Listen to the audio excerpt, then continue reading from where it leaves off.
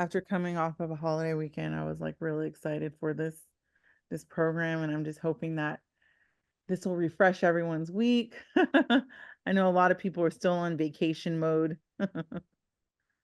Awesome. Okay. So today I know we have a lot to cover.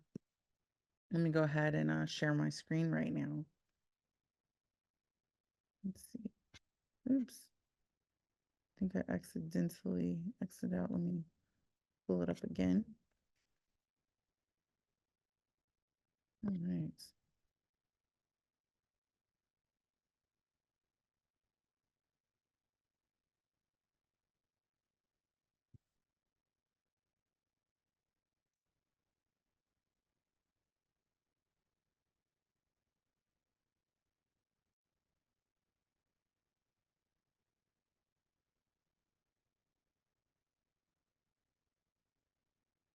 All right.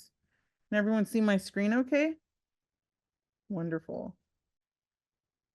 And then let's see. I know we have a lot of attendees today. And please, take the time, let us know where you're from.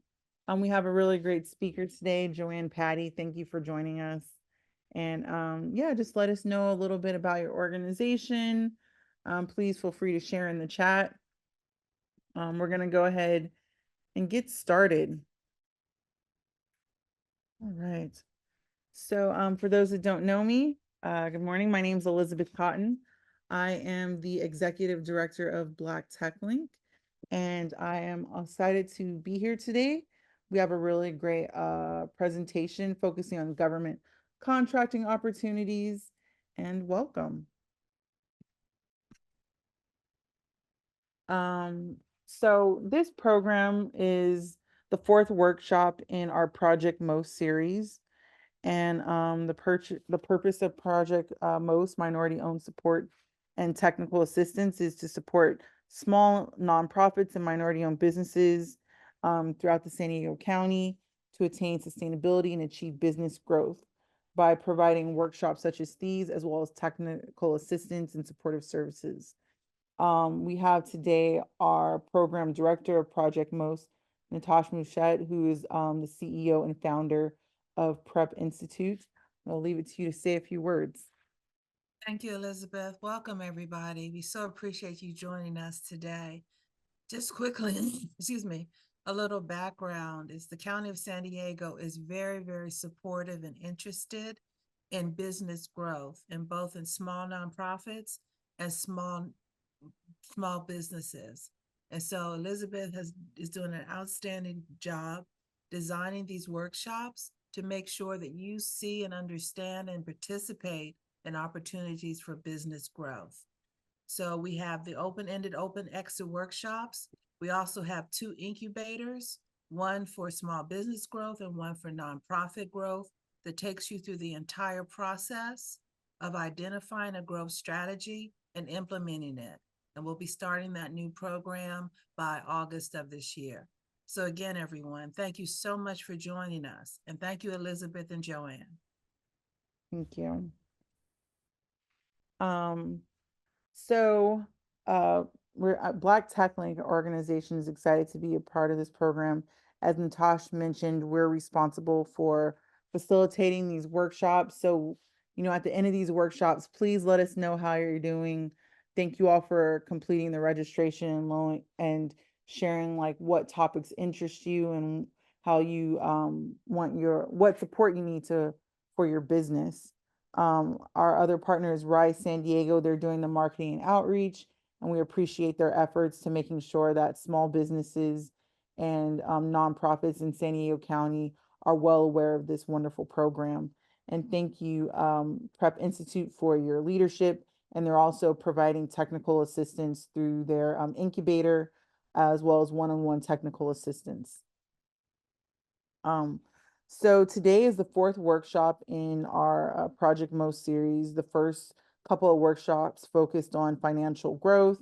The past 2 workshops are focusing on customer growth. If you were here last week, we had Alex Waters talk about how to identify the populations you serve through customer acquisition strategies. And today we have Joanne Patty, who's going to talk about government contracting opportunities. She's mainly going to talk about opportunities with the state of California. But before she does that, I want to share a little bit about doing business with the County of San Diego. And in future workshops, we'll also have like a procurement officer from the County of San Diego expand upon doing business with the County of San Diego. But I definitely wanted to provide some insight. Um, for those that, may be new to government contracting, and let us know, like in the chat, like, has anyone ever had the opportunity to participate in government contracting? What's your knowledge of government contracting? Please let us know in the chat. But government contracting involves a process by which government agencies purchase goods, services, construction projects from private sector companies and nonprofit organizations. These contracts are essential for the functioning of public services and the execution of government projects. So some of those government like agencies, they can be anywhere from like the school system, public works, they can also be all the way from the state level, the Department of Rehabilitation. They can also be at the federal level, which could include like doing business with the Department of Defense. And so we're going to talk a little bit about more so the county level as well as the state level. And as I mentioned, there is levels to doing business with the government. As I mentioned, local level could be the city of San Diego, it could be the school district, regional, it could be the county, it could be transit authority, MTS.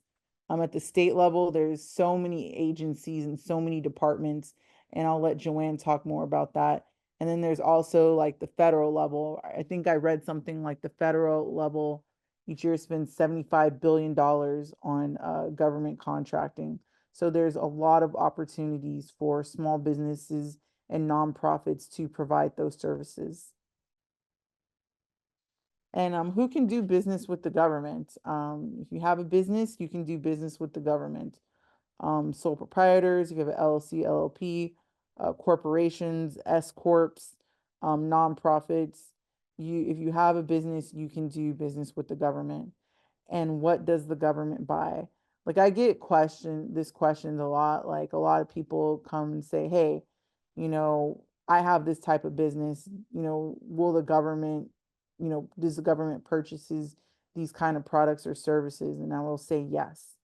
The government pretty much essentially purchases everything. Like I used to work for a company that supported nonprofits and small businesses obtain certifications.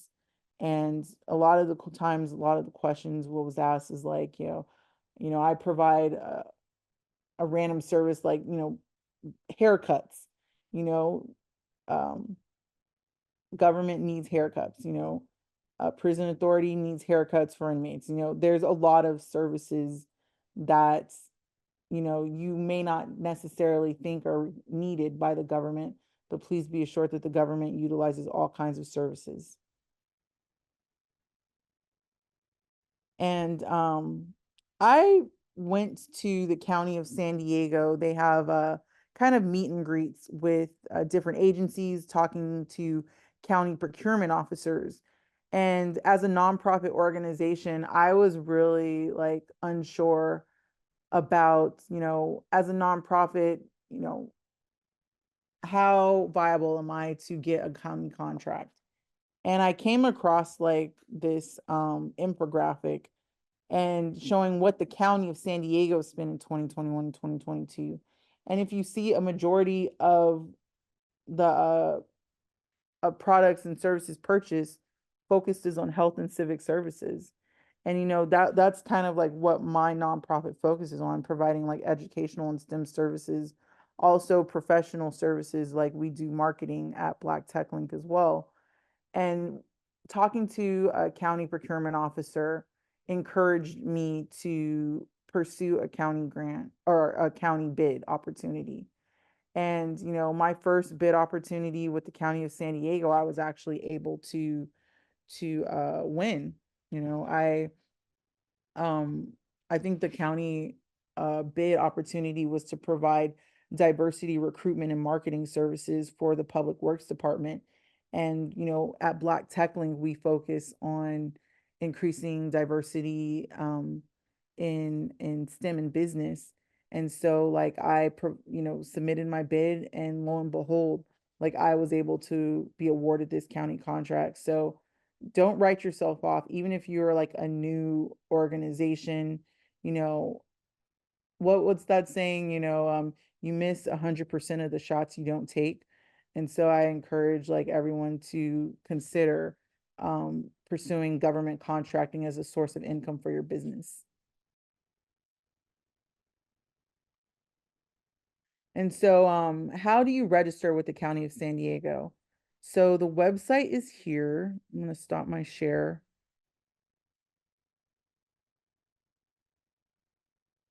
and share my other screen.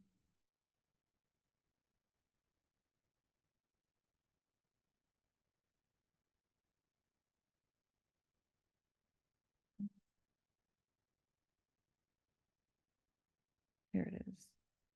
All right. So this is the website, and I'll put it in here in the chat.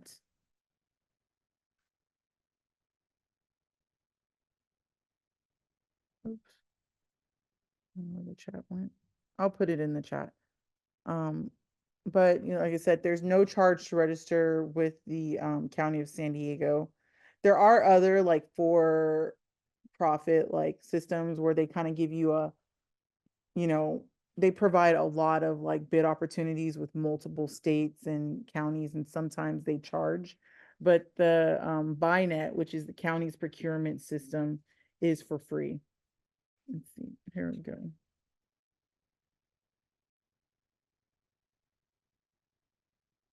Um, okay. And so right here in the corner, if you are a new supplier with the County of San Diego, this is where you would register. It says new supplier, register now, highlighted in the left. You would just click on that, and you would type in these characters. Let's see, I won't, let's see. And then this is where you would enter all of your information. And as simple as that, you register, okay? And then here it says first time registration. The county wants to know like what type of services you provide. You can select the commodities right here. All right. And there's so many. And then you register, and that's it.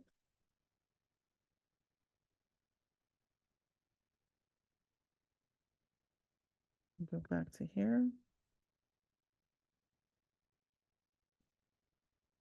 Okay, and so you've registered, and what's the next steps? I would say the next steps is to look for bid opportunities that you can provide a service for and respond. Um, I would, responding to a bid opportunity sounds scary, but like I like to say there's levels to it. Sometimes like a response could be 20 pages. Sometimes a response can be 4 to 5 pages. It really depends on like what the needs of the agency is. And it depends, and then they'll outline like the type of response that they want in the bid opportunity. And I'm going to, let's see, stop my share again. I just want to take a quick look, everyone to take a quick look at right now what the County of San Diego is looking to purchase. So right next to this, the registration portal, there's a link that says show public request for proposals.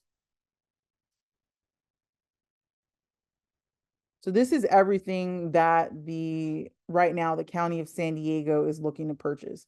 It has when the bid opportunity has opened, and when the bid opportunity has closed or will close. So right now, the county is looking for maintenance software. They're looking for IT services. They're looking for environmental health services. They're looking for an ice machine, Um, they're looking for repairs. A lot of things you'll see is like construction, but you'll also see much more than that. They're looking for meat slicers. They're looking for a Ford car, even promotional items. So in this public request for proposals, you'll see the type of services that's needed. You'll see how much time is remaining as well. And usually if the bid is open, you'll see this notice that says open for bidding. If it's closed, it'll say closed, right? So I would encourage everyone to kind of regularly take a look. Once you also register with the County of San Diego, you'll also get notifications too about like if a bid opportunity matches the type of services that you provide as an organization or a company. All right, and I'm going to stop there. Go back to sharing my screen. And then also, if you're a small business or disabled veteran business enterprise, there's opportunities to get certified so that when you do submit a bid, your response, you'll get what's called a preference. So when the procurement officer is grading your bid opportunity and comparing it to others, if you have this preference, your application, I would say, moves up. But I will allow Joanne to talk more about that as she is the expert. There are some upcoming events that I would like you, if you guys are interested, and we'll share these in the chat and in a follow up. But there's connecting with the County of San Diego. I attended this a couple years ago, and this type of event is where I actually gain the confidence and learn that I could do business with the County of San Diego, as they shared like how much business they did with nonprofits. And so I would encourage everyone to come. This is a great opportunity to also network with different county agencies and share the type of business or service you can offer.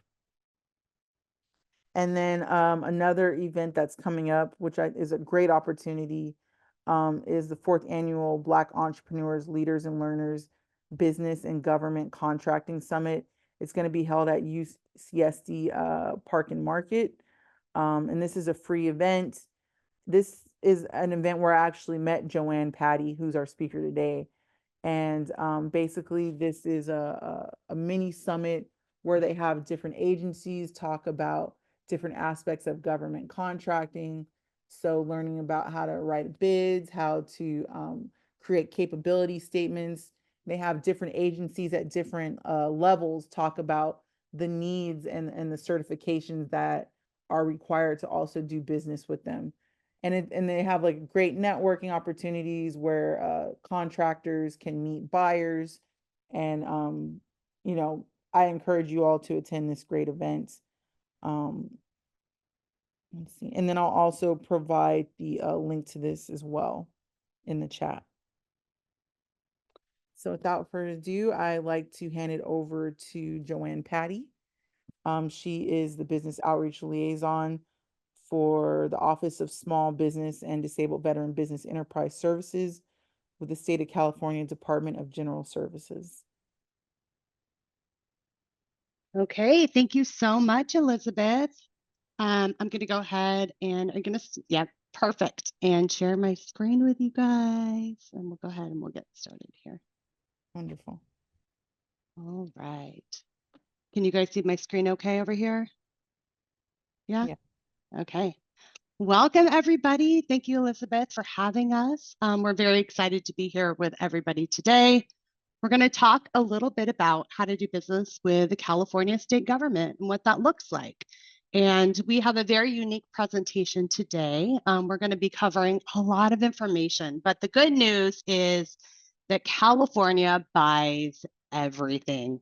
It buys everything up and down the coast, from our prisons to our little cities up and down the state of California to trauma-informed services, right? So there's a market for each and every one of you, to say the least.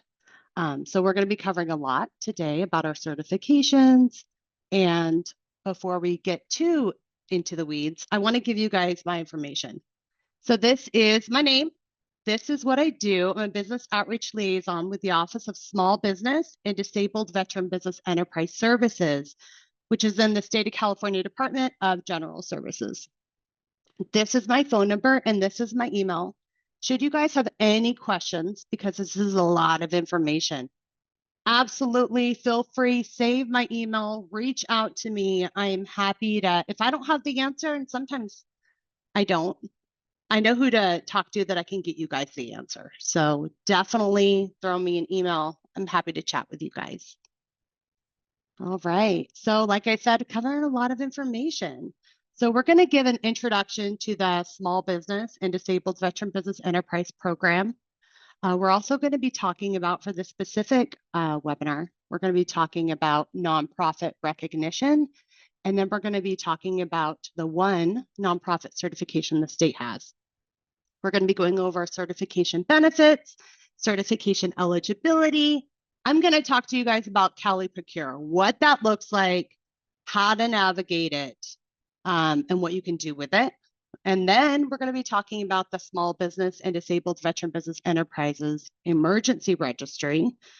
And last but not least, we're going to be talking about commercially useful function. And if you've ever seen a state of California presentation before, we talk about this a lot, but that's only because it's important. You're signing a contract with the state of California, and I just want to make sure that you guys have an idea about what commercially useful function is and how it applies to you when you're getting into a contract with the state. So we're going to just go over that shortly.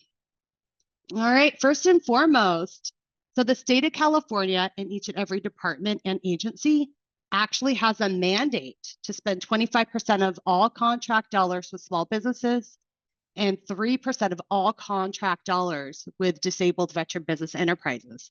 And this is actually really exciting, you guys, because as of up to a year ago, this was just the goal, but it changed into a mandate. So now all the state of California departments, and there's about 200 of them, have to spend 25% of all their contract dollars with certified businesses, which is a pretty big deal.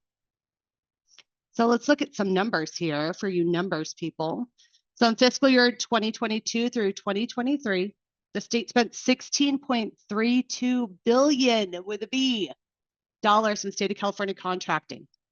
And it looks like 4.15 billion of that went into the pockets of small businesses up and down the coast, and 878 million went into the pockets of DVBEs. And this was actually the largest amount of money ever going to these businesses in the history of this program. So we don't want to stop there. We want to keep going, right?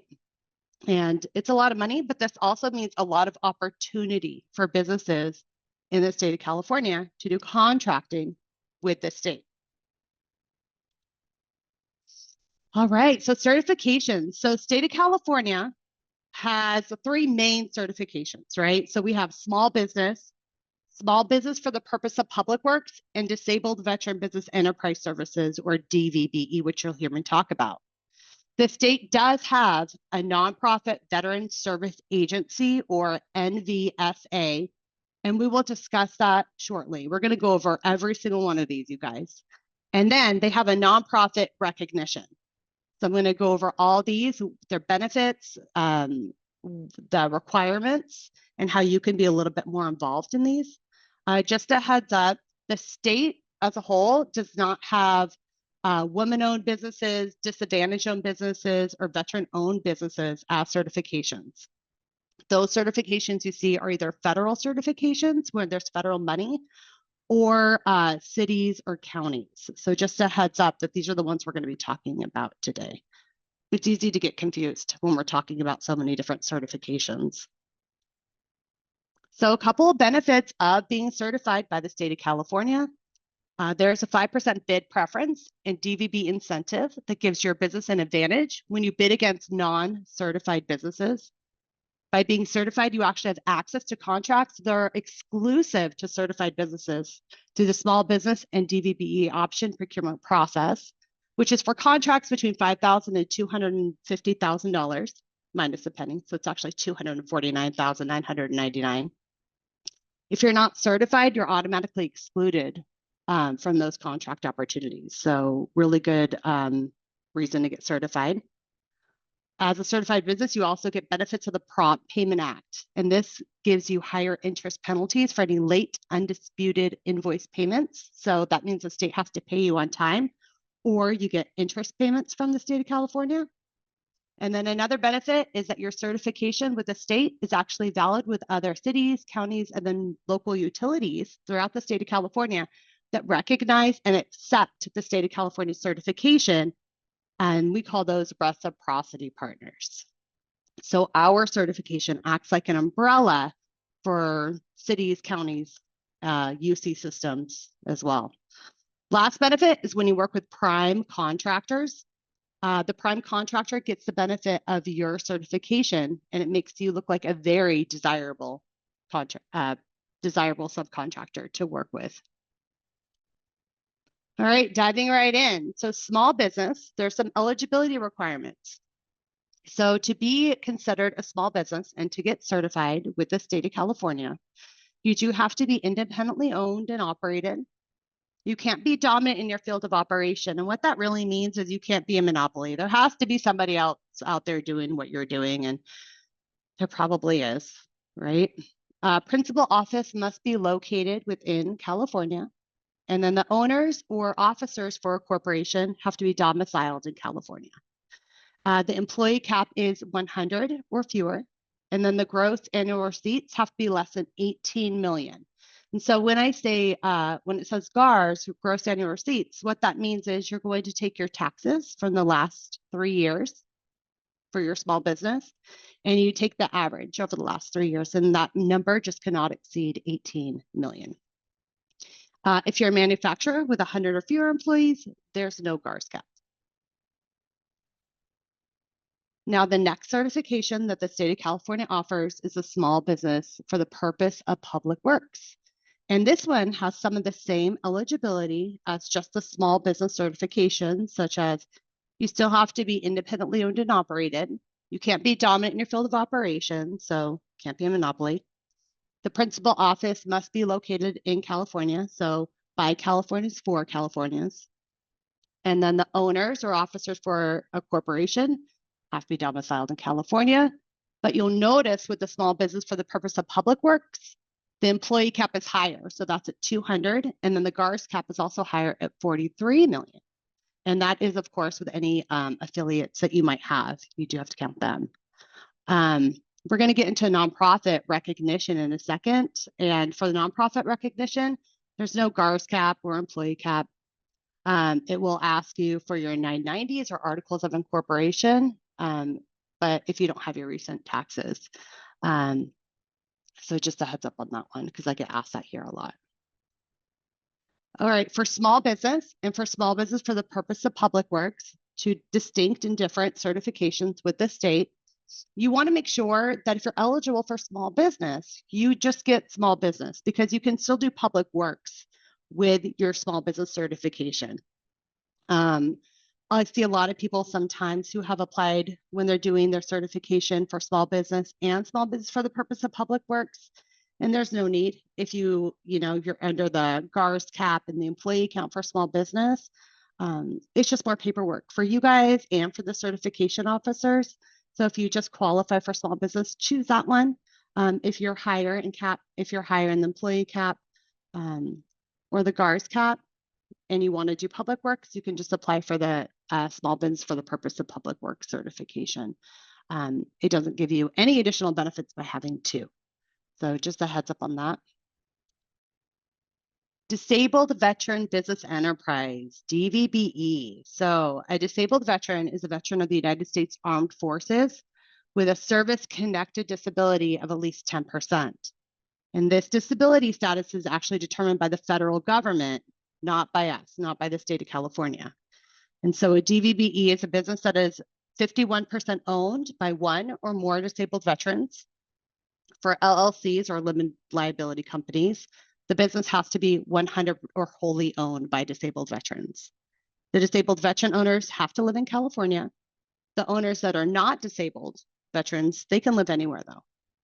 The daily management and then the operation of the business has to be done by the disabled veterans, although it doesn't have to be the disabled veteran who actually owns or is one of the owners of the business.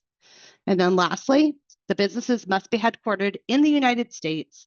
So the business cannot be a branch or a subsidiary of a foreign corporation, foreign firm, or any other foreign-based business. So it has to be here. It can't be in Canada or Mexico. It has to be within the United States. And then for this one, you guys notice that there's no gross annual receipts cap, and there's no employee cap for DVBE. So these can really grow quite large. I know you guys have been waiting for this part now because I see in the chat there's a lot of nonprofits over here. So this is the nonprofit recognition. So I want to let you guys know that this is not a certification. Okay, the state does not have just a blanket nonprofit certification. It has a nonprofit recognition, and nonprofit organizations are eligible to participate in the nonprofit recognition application.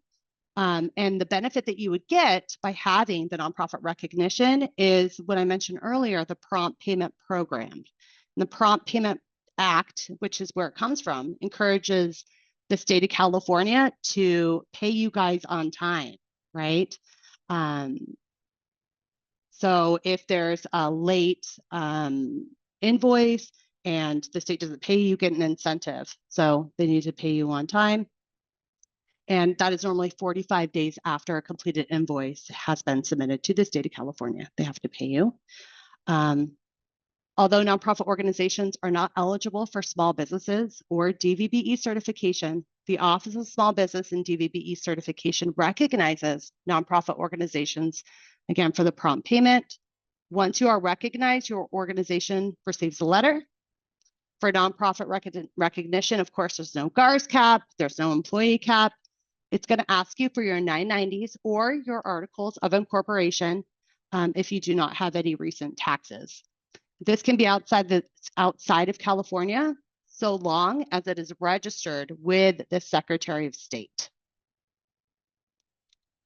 So one really cool thing is there's an actual place where it tells you all of these things I just told you. And I wanted to briefly mention, you guys are also going to get this PowerPoint. So you can use this kind of as your guide as you go along. You're like, what did she say over here? You'll totally get these PowerPoints. So you can go back over it, email me when you have questions too. But this is the part on Cal eProcure, and I'm going to also show you how to find it. When you go in to get certified, you can check the box about the small business for the purpose of public work, DVBE, nonprofit, veteran service agency, which we're going to cover next, or the nonprofit recognition that you would like to apply for. Okay, so that is that. So you can apply for nonprofit recognition by going to caliprocure.ca.gov, and then like I just showed you, choosing the nonprofit recognition during the certification process. Or you can download an application, and you can do that by going to that website right there. I literally went there and took a screenshot the other day. So it's up to date. It's DGS, so Department of General Services.ca.gov. And the coolest thing in the world is that they have this little search bar there. And my pro tip, you guys, I find everything this way. Everything that I do my daily job with, it's public information. And you search it there, like I searched nonprofit recognition, and it's the first one to come up. You guys can go there, review the application, see if it's something that you would like to apply for. But remember, the only benefit for the state of California for the nonprofit recognition is that Prompt Payment Act, saying that the state has to pay you on time. You don't get the same benefits as small business or small business for the purpose of public works or DVBE, because it is not a certification. It is just a recognition. Okay. And these are the eligibility for nonprofit recognition. This is what's on the application. So complete a nonprofit recognition application. The entire signed Form 990, return of organization exempt from income tax for the most recently completed tax year. If the NPO, nonprofit organization, was established less than 1 year ago and has not filled out a 990, you're just going to submit a nonprofit recognition application, which I just showed you how to get that. And you want to include your articles of incorporation as filed with the California Secretary of State office. All right. I want you guys to move your brain away from the recognition, nonprofit recognition, to Nonprofit Veteran Service Agency Certification, NVSA. So an NVSA is certified by the Office of Small Business and Disabled Veteran Business Enterprise and is entitled to small business certification benefits, the ones we went over, providing certain eligibility requirements are met.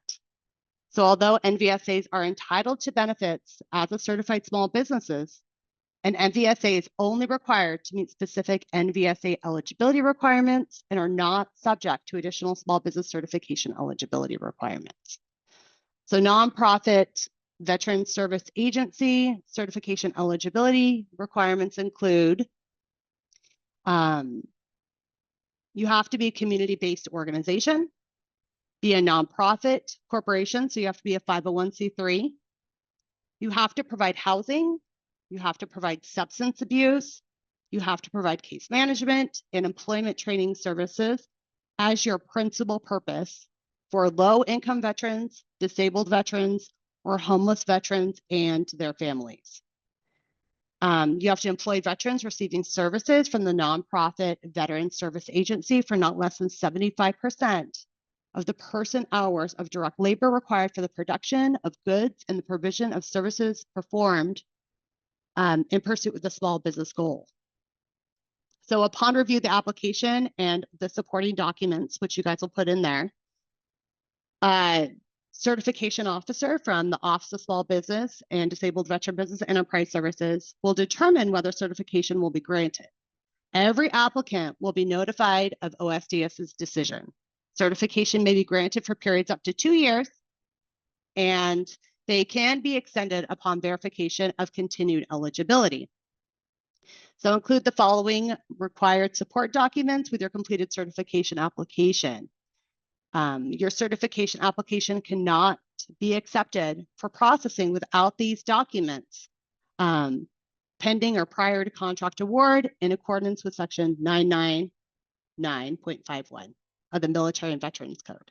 So you guys will want to provide confirmation of federal recognition, so your 501c3 filed with the IRS, business license filed with your city or county, and a federal Form 990 return of organization exempt from income. Okay. All right. So that said, we covered small business for the purpose of public works, and DVBE. Those are the 3 main certifications. And those are all good for 2 years. When your 2 years comes up, you'll get an email saying, hey, it's time to renew. Nonprofit Veteran Service Agency, NVSA, the one we just talked about, that is an additional certification, but you must meet all those requirements in order to be granted that specific certification for a nonprofit. Okay. And then we talked about the nonprofit recognition, which is not a certification, but it does give you a recognition of being a nonprofit within the state of California, and it entitles you to be paid on time by the state, or you get incentive payments coming your way if they pay you late, which I used to work at a nonprofit, and I know late payments are no good, right? Okay, throughout this presentation, you guys, we're going to have a short time for Q&As. So if there's any Q&As, go ahead. Elizabeth, I don't know if you're able to read them to me or not. If I miss any, I'm looking through the comments. Got a dash. Yeah, if you have any, go ahead and put them in the chat. I pulled it up and I can see it. I don't see any down. Oh, it's moving. Okay. All right. So I'm going to keep going. We're going to have these throughout. So if something pops up, you guys, just pop it in the chat and I'll get to it. All right. So moving on, Cal eProcure. So it is literally, when I say Cal eProcure, I'm talking about a website, and it is caliprocure.ca.gov. And this is California's centralized marketplace where you guys are actually going to go to register your business, and then you apply for certification through this website. So you can do lots of things on Cal eProcure. So you can register your business and then get certified. You can find solicitations and contracts. So RFPs are going to be in here. Any solicitations the state of California departments are putting out, they'll be in here. You can also receive solicit notifications by getting registered and certified. So if a code comes up that matches what you are able to provide or sell to the state of California, you'll get a notification. You'll appear in searches by state of California buyers. So when the state of California advocates or buyer are looking to procure a specific product or service, they can type in keywords and they will find your business through Cal eProcure. You can also post ads seeking a prime or subcontracting. So this is really exciting. So maybe you're a nonprofit or a small business and you're not able to tackle this multi-million-dollar huge project right now, but maybe you do have the capability and the capacity to do a portion of that project. So that is really exciting because there's a place in Cal eProcure where you can go in and you post an ad for that specific procurement so that those prime contractors are able to reach out to you, contact you, and find you for that specific procurement. You can also access public procurement information, get training and resources like these kinds. They're free. Nothing that we do costs money. So all of our services are free. It's a public service. So just so you know that, let's go ahead and go through on how to navigate through this website. Well, this is what it looks like. So if you were to type in your computer, caliprocure.ca.gov, this is what you should be seeing, okay? So State of California Centralized Marketplace, it's got a lot of stuff on here. At the top, there's a toolbar and it says home and resources and quick links and help. Those are really great to navigate different parts of the website. A lot of people don't really pay attention to them, but click around. You can find our resources and our trainings up there too. There's also boxes down below on information on how to sell to the state, find training and resources to get certified. But to get registered, what you'd want to do is you go up to the top box where it says login and register. And after you click there, it's going to bring you to this page. You're going to enter a user ID and a password. And I just want to let you guys know, do not use your favorite password here. And I'm telling you that because I like to use my favorite passwords. And this one, for security reasons, makes you change it. It'll tell you it's expired before you even use it, okay? And you're going to have to change it. So don't use your favorite one the first time. Use your second favorite one. Put it in here. You'll get an email and it'll tell you to change it. Okay, so then come back the second time, change it to your good one. But you're just going to go ahead and click on new bidder registration down at the left-hand box.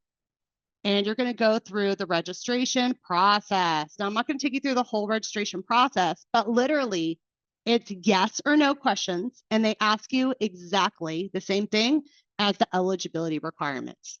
Are you based in California? Yes or no? It's nothing that you guys don't know. Okay. They're not trying to trick you.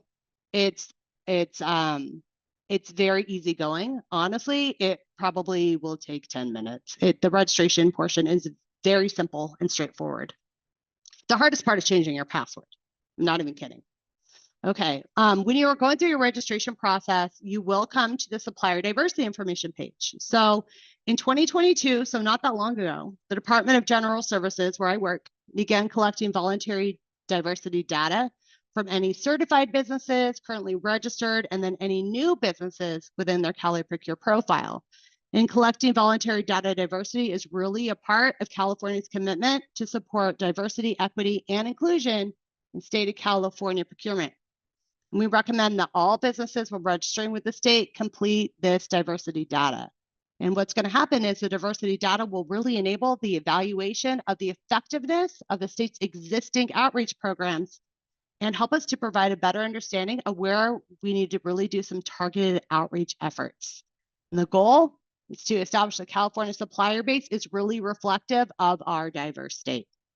So just a heads up, this information is totally voluntary. You can change it, you can remove it. You don't have to do it if you don't want to. And anybody can see it as it will be on your public profile in Cal eProcure. Filling out this information does not grant a contracting preference, and it does not affect your contracting efforts or opportunities by doing this. And if you would like more information, I have the quick website here. You can look it up. It's through the DGS website, /PD Supplier Diversity Program. All right, so after you get through your password, right? You choose your best password, you go through your supplier diversity information, you get registered, and you decide, I'm ready. I got all my documents. I got my taxes for my small business. I got my articles of incorporation for my NVSA. I am ready to go. Let's do this. Because you have them uploaded on your computer, so you can just attach them when they need them. You're going to go ahead and get certified. So what you're going to do is you're going to click login and register. And you're going to enter that password, and you're going to enter your user ID to log into your account. And since you already registered, it's going to look like this. So it changes a little bit, right? So on the left-hand side, now you can see your work center. And your work center is just a snapshot of your information on Cal eProcure. You're going to be able to see your user ID, your supplier ID, your contact information, and your certification information if you certified in the past. There's also buttons where you can edit your information on the left-hand side. The next step is to apply for certification. So as you can see here, there's many different places to start applying for certification. I highlighted 2 of them for you. Choose the one you would like, but those are both there. They will take you to the exact same place, and they're both going to say get started or apply for certification. After you guys click on those, it's going to take you to this page. Remember, I promised I was going to show you where to find. So this is fun because you should definitely review this information. This has the eligibility requirement documents that you need and more. There's even a short video on how to get certified. It'll take you through all the pages, and that's really helpful. If you have some time, glance through that. You can also click resources and scroll down to the applicable certifications. It'll tell you exactly the documents that you need. One of the parts that you're going to run into when you're getting registered and certified are keywords. And I briefly mentioned this a little bit before.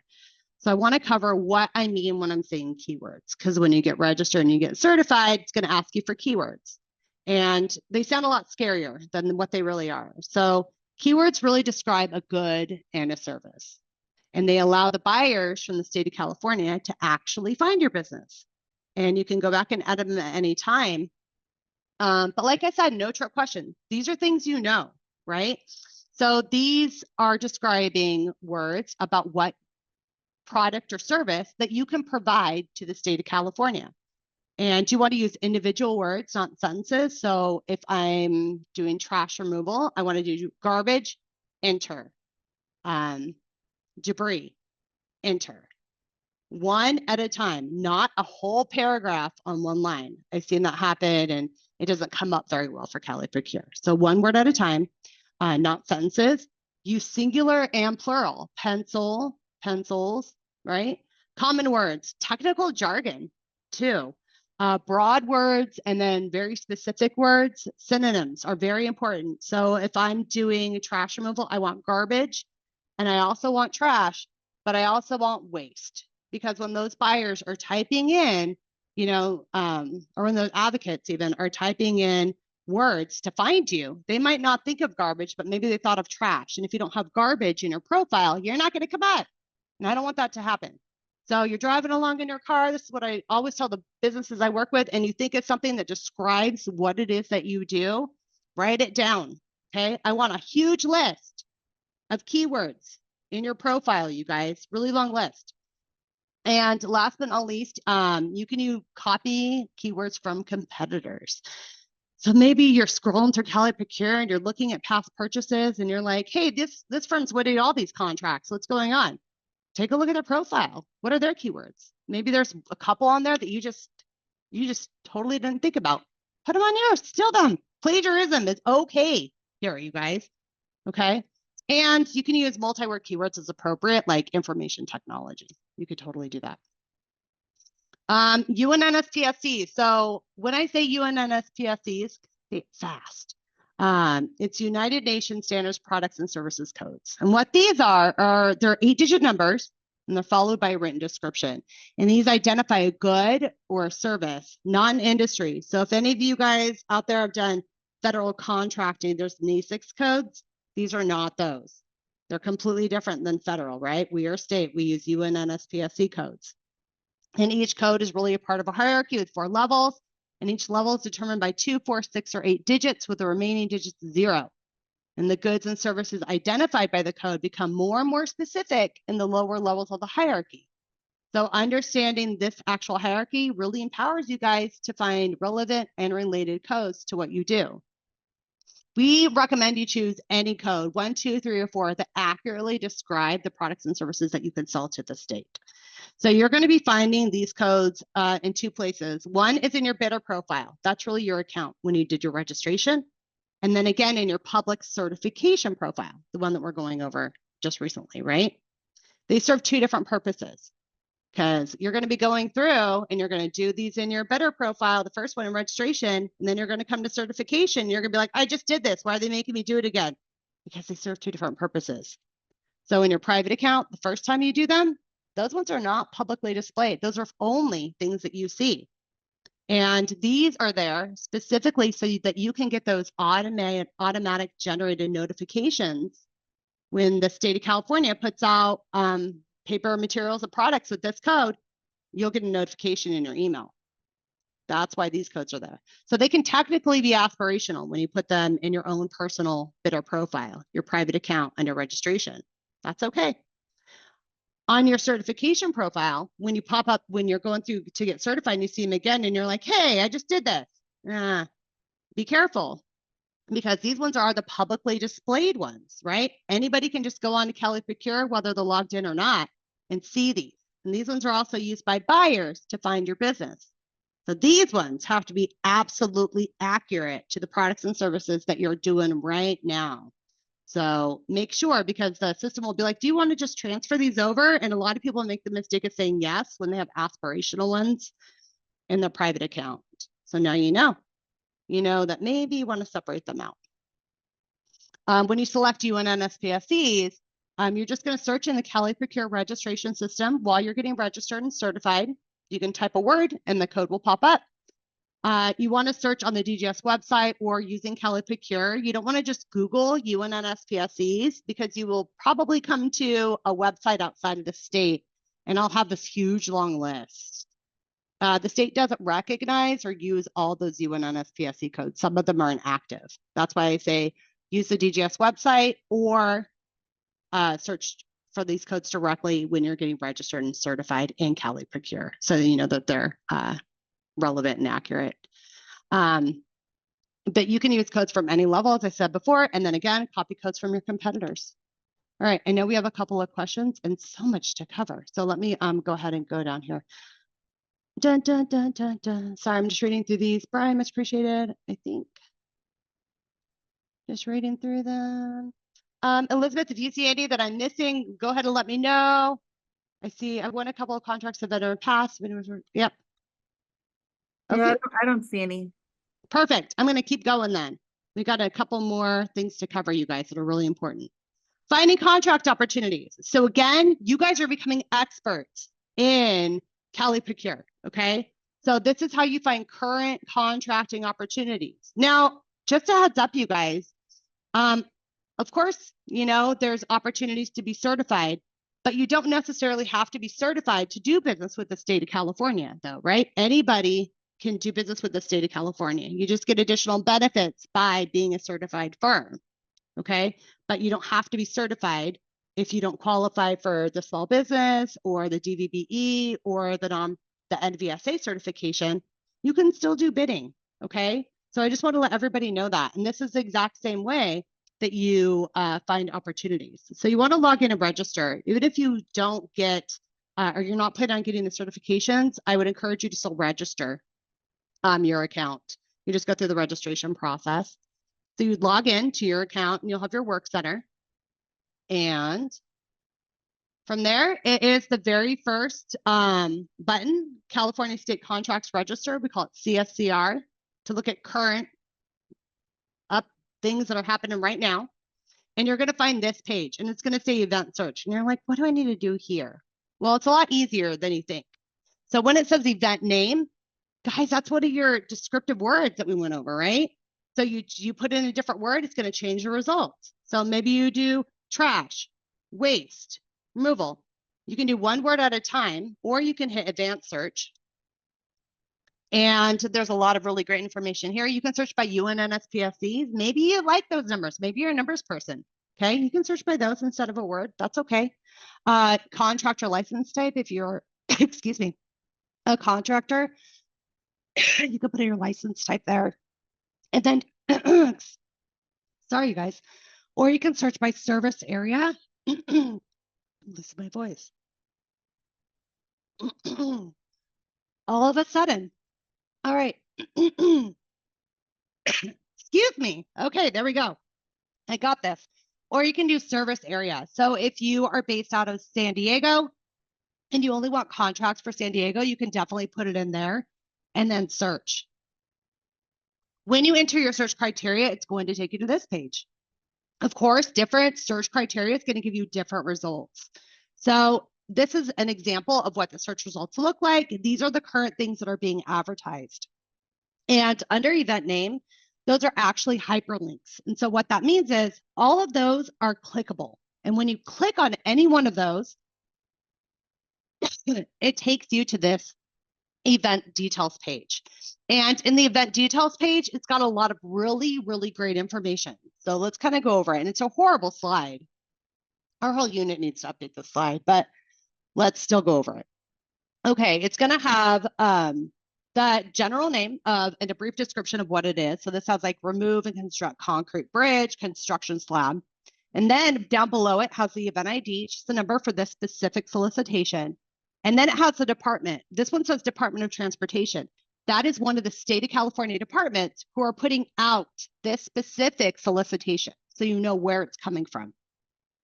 It's also going to have the event end date. This is super duper important, you guys. This is important because there is a time on there. And this means that your solicitation has to be in by that timestamp.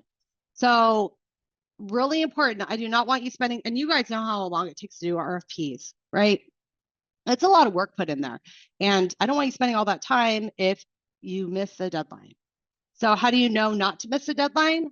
Well, you see those 3 buttons on the right-hand side that says view event package, post vendor ads.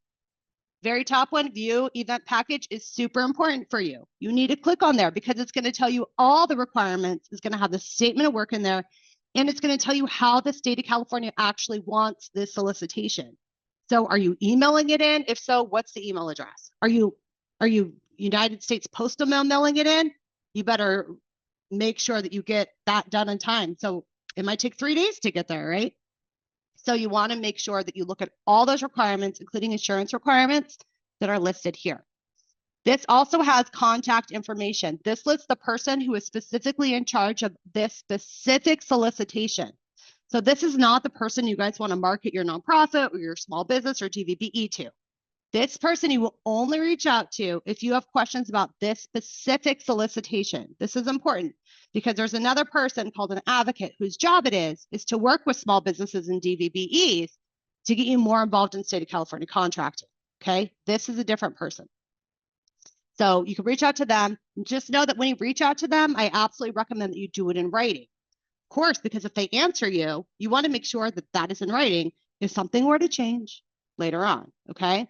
And know that anything that you potentially say to them could be made public. They could even answer it in the pre-bid conference. Pay attention to that. The pre-bid conference may be mandatory sometimes. And I would hate for you guys to miss out if they were taking attendance in that pre-bid conference and you or a colleague of yours did not attend and they didn't include you in the bid because your presence was mandatory for that. Really great things to take notice of. There's also posting vendor ads. I know I talked to you guys briefly about that. When you click on post vendor ads, that's really going to take you to a small little box and it's got 3 questions and it says, when do you need a response by? what is, and a little summary. And in the summary, you're going to say, this is me. If you're certified, enter your certification number. Please reach out to me by this date, and what you can do for this specific project. Okay. That's where you grab the attention of prime contractors in order for them to, if they're looking for subcontractors to partner with for this specific procurement opportunity, this is where they're going to go. Okay. You can also view any vendor ads that are already out there and be able to respond to them, or find out the name of that prime contractor who's taking on the whole project if they're looking for subcontracting. So subcontracting opportunities are really great. It's a great way to get even more involved in state of California contracting opportunities, if you can. And my business has started and registered in another state. I have missed this. Do I have to register my business with California? It depends on which one we're actually talking about. Normally for small business or small business for the purpose of public works, you do have to be registered in the state of California. But if you have any specifics, email me and then we can look at what you're interested in certifying for.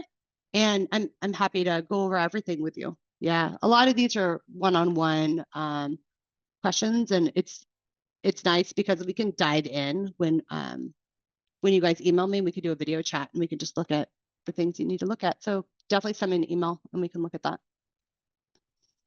All right, we're almost halfway through here, you guys. So I'm going to keep going and then I'll check back on the chat in a second. But before I really want to talk to you guys about researching past purchases and why this is so crucially important for your marketing success, you guys. So in eProcure, because you guys are experts now, you're going to want to research past purchases. You're going to want to do this for a couple of different things. And we have something called the State Contract and Registration System. We call it SKIPPers because we love our acronyms of the state. It's a database of past purchasing, and it goes back to December 9th of 2015. So it's a huge database and it includes state and non-state facing dollars. It is public facing. You don't have to register or certify to look at it. Anybody can look at it, and you use it to conduct your market research. So you're wondering, hey, does the state sell what I'm buying? And if so, what state of California department is buying it? So I know which advocate I need to reach out to within the state of California and market my business to. That's huge, right? Whether you're getting certified or not, like it's a big deal. You want to know who to reach out to because you want to have them buy your products or services, right? So let's show you how to do that. eProcure, you guys know it and love it now. Go to eProcure.ca.gov. You don't even have to log in for this. You're going to go to the bottom left-hand box, find public procurement information. And it's going to bring you to this page. Lots of info here. It's the second bullet point, and it just says, click the link for SKIPPers. And you're going to go ahead and this is going to pop up. So you see where it says description?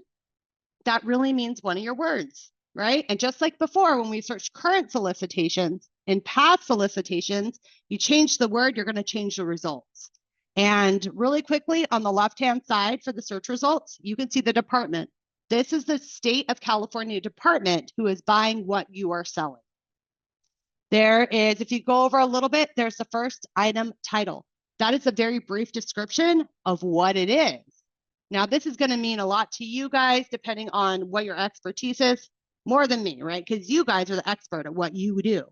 So there'll be some technical words in here that might make a little bit more sense to you than they would to me based on what you do.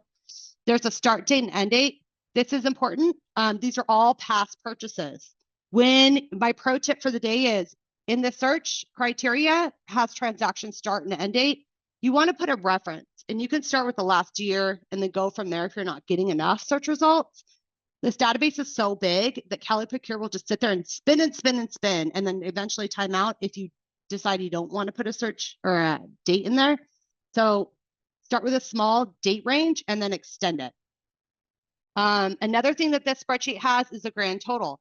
Yep, you can see how much a state is paying for the same products and services that you're selling. So sometimes it'll say quantity and piece per price. Sometimes it'll say a lump sum, but this is good to know so that you know that you are marketing and making how much you're offering in a competitive market, right? So just know that. The only other thing is the supplier name. The supplier name is very important. You can see if this went to another small business. You can see if this went to a non-certified firm or a nonprofit organization. And this is really helpful because then you can always reach out to that prime contractor if they've been involved in something and maybe you want to partner with them on something as well. So put it in your back pocket. Remember how I said you want to reach out to the person to market to? So if I see Department of Corrections and Rehabilitation is buying what I'm selling, I'm going to want to find out, how do I find out that person from the Department of Corrections and Rehabilitation and tell them, hey, buy from me, buy from me. I'm going to show you next. They're called advocates. So I'm going to get to the advocates really quickly. And I'm just looking.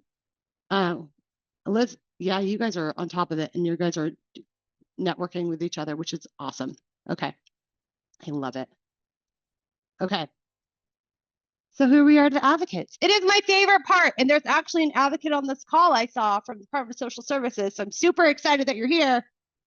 So advocates are state of California employees, and they work in different state of California departments in their purchasing or procurement division.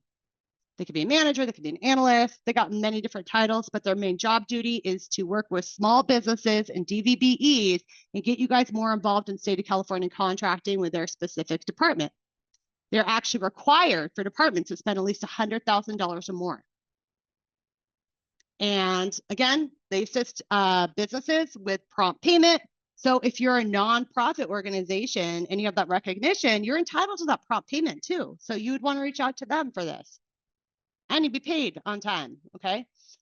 They help to seek out new certified businesses, you guys. So the state of California can't use the same business over and over again. They have to seek out new and diverse businesses. That's because of AB 1574 that was effective January 2022. So they have a huge role and huge responsibility with the state of California. So how do you find them? Well, we found out what department is buying what we're selling, right? We did that from looking at past purchases. So let's go find the person, the advocate, who to market our business to. eProcure. Everything today is eProcure, you guys. You got this. Bottom right, find training and resources, because we're going to be finding resources. Scroll all the way to the bottom under research and marketing, because that's what you're doing. You got to do some marketing. Okay. And it's going to say connect with a small business and DVBE advocate. After you click on there, it's going to redirect you to this page. This is a really cool page. You're going to click download the advocate directory. Okay. And FYI, make sure your pop-ups are on. It'll be a pop-up. People run into that a lot. And it'll open up like this. Let me explain this to you because I've shown you a lot today. Remember, you're getting the PowerPoints. Do not get overwhelmed. And my email. So on the left-hand side, it has the department. Okay, so I know because I looked at past purchases, the Department of Rehabilitation is buying what I'm selling. Perfect. I got to find them on this list. I can either scroll down or up or push Control F and type in Department of Rehabilitation. It'll pop up. If you scroll to the right, it has the unit, the office location. Don't worry about that. They're here to serve the state of California, unless you're doing business specifically with Caltrans, and then they have different jurisdictions. But generally, it's going to be the same advocate for the whole state. Scroll to the right even more, and it's going to actually have the name, and then a little bit more to the right, and their email. That's right, their email, so that you can email them your capability statement, a brief email about who you are and what you can do, okay? If you are a certified firm, my pro tip for the day is I've been told by lots of advocates the easiest way that they can pull you out in their email is in the subject line. You write your company name followed by your certification number. They get lots of emails, lots and lots and lots. So it's easier for them to pull you out. You'll notice that there are some departments that are highlighted in yellow. This indicates that these departments have a SB first policy. And what this is a formal policy that stipulates that the staff of that specific department approach every solicitation through the lens of small businesses. And then they work to incorporate small businesses from the very beginning. So this is just like the cherry on top, right? So you have this amazing resource, you have the email, you got the name of the person and the department you want to reach out to, and then you got these highlighted ones. You even have this internal policy saying, hey, we're gonna go even above and beyond, right? For companies doing construction or nonprofits doing construction, we just made it easy and put an X there for you. They do a large volume of construction. But this is a very helpful website. So to come full circle, you guys, we looked at a lot. We looked at current certifications and nonprofit recognition. Then we went over and we looked at current solicitations, things that are out now. We looked at past purchases. We looked at past purchases to find who we need to reach out to when they're buying what you're selling. Advocate directory, you have the name and the phone number too, and the email of the person you want to reach out to. Okay. To let them know who you are, what you do. We also went into a solicitation. If you have any questions about that specific solicitation, that's when you reach out to the person's name on there, but you don't market to them. Remember, the buyer on the solicitation is different than that advocate. Super duper important. Just want to, well, we get the slides today. I do believe Elizabeth is going to be sending them out. Oh, slides will be sent out no later than tomorrow. Thank you, Elizabeth. She's so on top of it. She's so great. All right, you guys, let's move on. Because I do want to talk to you about the SB and DVB Emergency Registry. So the SB DVB Emergency Registry is a dedicated portal for California certified businesses to register a supplier of emergency goods or services, okay? So unlike Cal and Procure that you guys are experts on now, this portal will only include businesses that provide goods and services from predetermined emergency categories.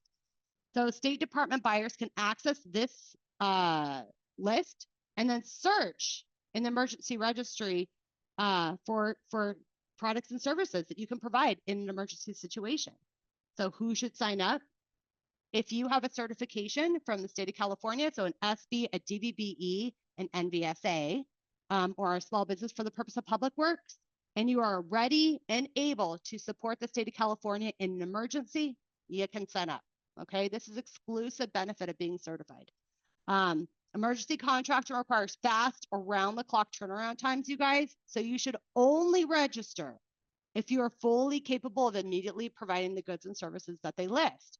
So we know that emergencies don't happen from 9 to 5. They happen at 2 a.m. when you don't have a babysitter. Of course they do. So I caution you that if you don't have, if you're not able to do that, don't be on here. Just because if you're a certified firm and you're busy marketing to those advocates and you're on here, one of those buyers, those advocates go out to reach out to you at that 3 o'clock in the morning because they need something ASAP and you don't answer or whatever. They're the same buyers and they're the same advocates who can look at you for procurements, right? And the SB DVBE option that we kind of covered. So if you're not answering there, do you think that you're going to be their first go-to on another thing? Probably not, right? So you want to build trust, you want to build a relationship with these advocates because they are also the same ones looking at this emergency registry from time to time, okay? But again, only be on here if you are able to provide the state of California in an emergency. You do have to pick a category. These are some examples of categories. Why I really want to show this to nonprofits, so too, is that there is miscellaneous services. And a lot of people have asked me in the past, like, hey, I do trauma-informed services. Is this something that I could be on? Yeah, absolutely. Absolutely. There are emergencies where they need trauma-informed, counseling, anything like that, that you can be involved and be on the emergency registry for. So absolutely, don't let that deter you if that's something you're able to provide during that time. In order to register, you're going to need your certification number.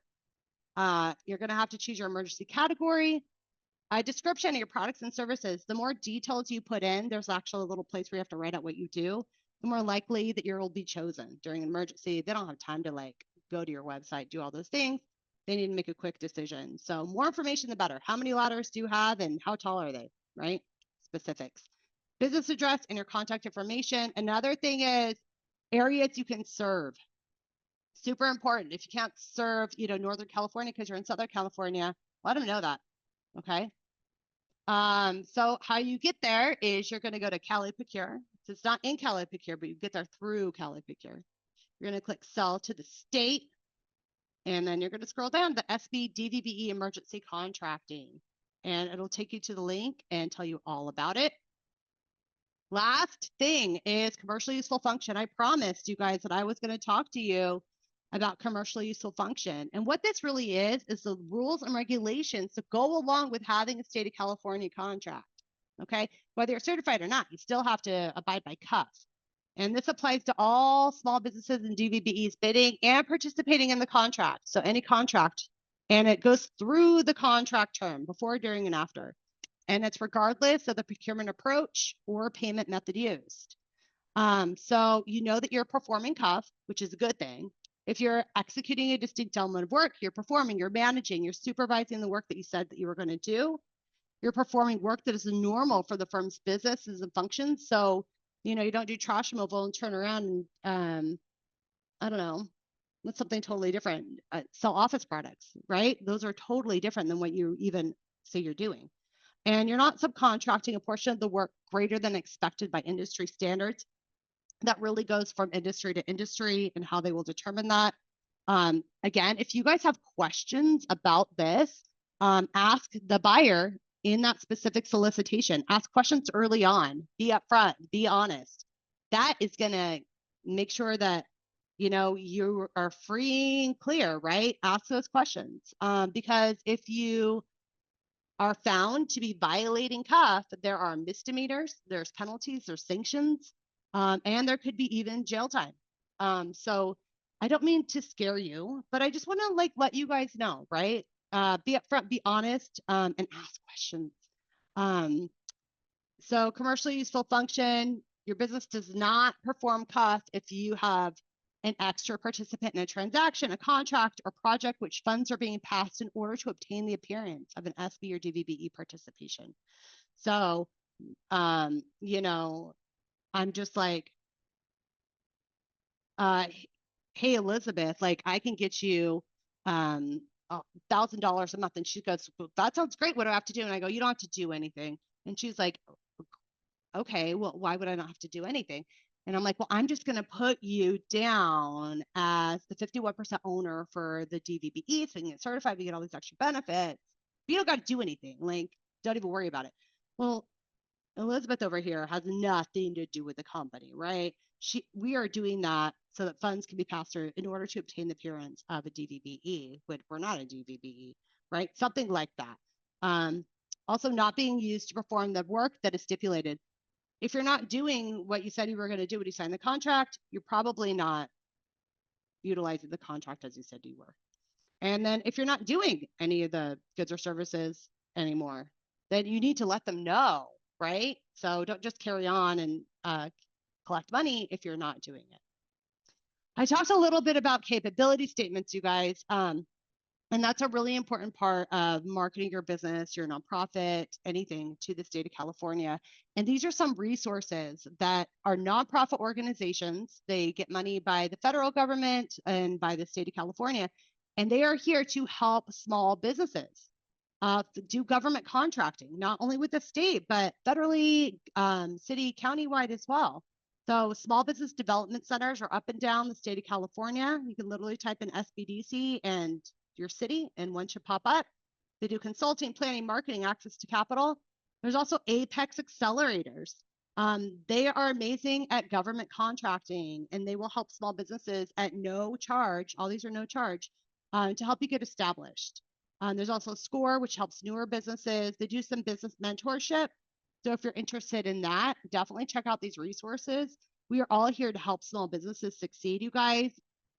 Please reach out to me if you have questions, and I will do the best I can, and I respond to every single email, which is, I really do. I'm not even playing.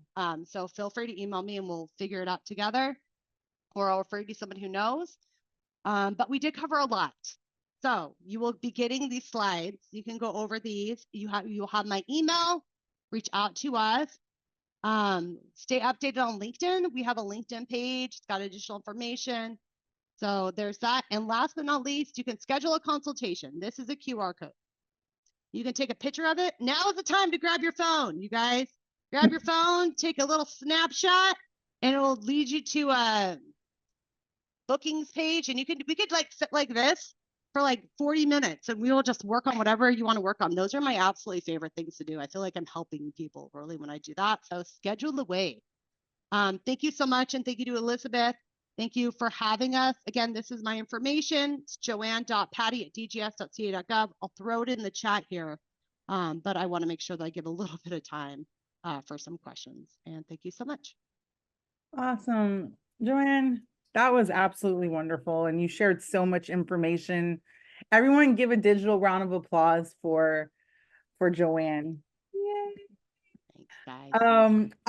At this time, since everyone's like fully engaged, I want to put a speaker workshop survey in the chat. Please, please, please complete the survey. Let us know how we're doing.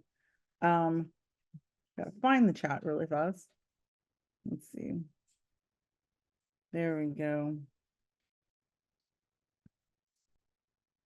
And we're at this time, I wanted to see, does anyone have any questions right now?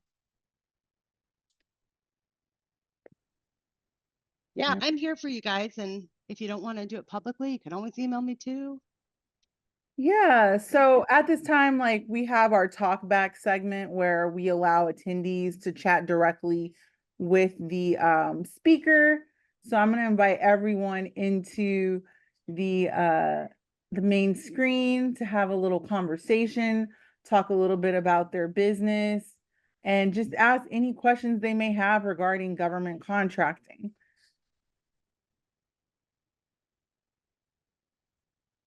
Yeah. I actually have a question. Oh, yeah. Go for it, Elizabeth. You are my expert at this, though. Somewhat. I've applied to a few, but one of the questions that I have is that like on some contracting opportunities, I see that you have to be a part of a list in order, or you have to be on some type of like leverage procurement agreement. Yeah, or schedule or a list or something to actually apply. Yeah. I wanted to see if you could shed a little bit more light on how. He got a doctor, so he's familiar with higher education. Hi, Prince. Yeah, so what you're talking about is called a leverage procurement agreement, and leverage procurement agreements exist. And what they are is lists, and they are pre-negotiated lists. So there's one called the California Multiple Award Schedule, for instance, and there's a lot of them. And suppliers, who are you guys, have to apply to be on these lists. And these are already pre-negotiated services and pre-negotiated quantities, for instance. So when the state of California department buyer or advocate needs to go to purchase something, they can just go to a list instead of putting it out to bid. So for instance, like if I need to buy paper and I'm buying paper every week for my whole department, I can just go to a CMAS agreement and pick paper off of that. Because I don't want to put it out to bid, wait 3 weeks to get paper, right? So I can go to the same supplier. Now, anybody can apply to be on different leverage procurement agreements. There's many different kinds, and they're for different types of services depending on their agreement. I think there's like 20 or even more than that. If you're interested in that, let me know. We can help you kind of go through them because it really depends on what you as a small business or as a nonprofit actually do and which one would be a good fit for you. Or you could go to dgs.ca.gov and type in leverage procurement agreements or LPAs, and it's going to give you like way more information than I could ever spit out in this conversation. But yeah, that's great. Sometimes you will see that. And I mentioned when we were looking at Skipper, so past procurements, why it's really important to look at the way that the state of California is buying something, the acquisition type, you guys, is because, like Elizabeth said, if you notice that the product or the service that you're selling to the state is being bought as a CMAS, that's a leverage procurement agreement. You know you're going to want to be on that leverage procurement agreement, right? You're going to want to be on that CMAS because that's where the state of California people are buying from because you're seeing it in past purchases. Great question. You couldn't even led me into that one had we had planned it. Good job. Thank you. And also Brian McLean from McLean Photography posted some information. I see a question. Dr. McCrae raised her hand. Yeah, I was just going to ask, if you have a nonprofit and a small business, I think I kind of answered it by myself. You can still, they both do different things. You can still apply even though you are the founder of the organizations. Yeah. So do they have so they're different, that you have one small business and then you have a nonprofit? Yes, ma'am. Yeah. So you're going to have a different business license for each of them, or a 501c3 over here, and then a separate. So you just want to make sure that when it's going to ask you, you want to make sure the taxes are separate, things like that. And you want to make sure that when it says affiliates, that you're answering honestly, because that's where it could get a little bit tricky if there's like affiliates or how the structure is set up. But that's the only thing. And if you get stuck, pause that application, because you can always come back to it. It'll save your spot, and reach out. I'm going to put it in the chat. It's OSDS help, because they are the ones who actually do those certifications. And like, if there's a questions about your taxes or like what you need to do, reach out to them and they'll get right back to you. I'll put it in Okay. the chat too. Yeah, Thank you that's so a much. great question.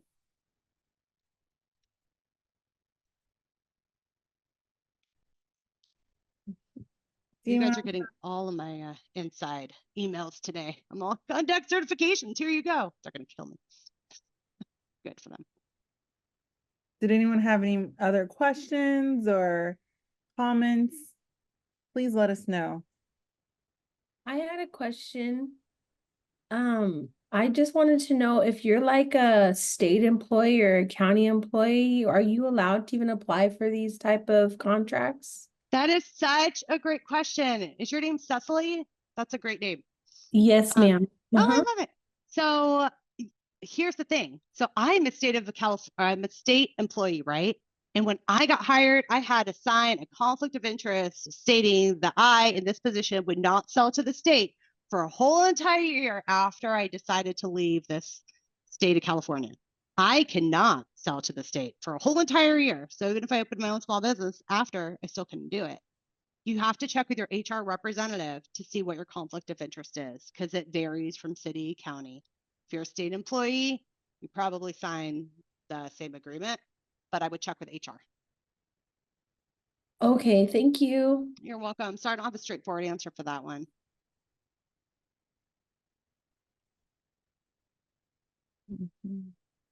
Well, we're coming up to time here, but Joanne, I wanted to say thank you so much. You're always a fresh of breath there, and I was really glad that you were able to host this workshop today. You provided such valuable information, and I would say please take advantage of the advocates. That's like my favorite part of, like, you know, little hidden gem with doing business with the state, and it's so crucial and needed. And if you all have any more questions, need support, Joanne is definitely a resource. And please, like, I had like a great one-on-one in chatting with Joanne before I actually bid on a state of California opportunity. And I didn't win it, but I did come in at number 2, which was like really surprising, you know, just eye-opening for me. But please take advantage, you know, of Joanne's support. I will be sending out the slides, the presentation, the workshop recording in a separate email. Please take advantage of the survey. Let us know how we did. Natasha, did you want to leave any words?